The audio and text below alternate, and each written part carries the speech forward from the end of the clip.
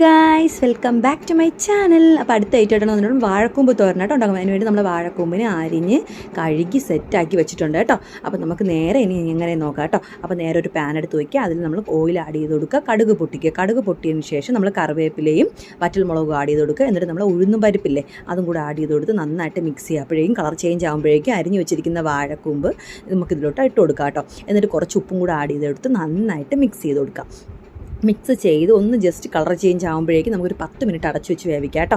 എന്നിട്ട് അടച്ചു വെച്ച് വേവിച്ച് കഴിഞ്ഞു അപ്പോഴേക്കും എല്ലാം ഒന്ന് സെറ്റായി വെന്ത് കഴിഞ്ഞു കേട്ടോ. അപ്പോൾ നമുക്കിതിനെ ഒന്ന് ജസ്റ്റ് മിക്സ് ചെയ്ത് കൊടുത്തതിന് ശേഷം നമുക്കിതിലോട്ട് അരപ്പിട്ട് കൊടുക്കാം കേട്ടോ. തേങ്ങ, വെളുത്തുള്ളി, ജീരകം, കറിവേപ്പില, മഞ്ഞൾപ്പൊടി, മുളക് പൊടി ഇതെല്ലാം കൂടെ മിക്സിയിലിട്ട് അടിച്ചതിന് ശേഷം ആ അരപ്പിനെ നമുക്കിതിലോട്ട് ആഡ് ചെയ്ത് കൊടുക്കുക. എന്നിട്ട് നന്നായിട്ടൊന്ന് മിക്സ് ചെയ്യാം കേട്ടോ.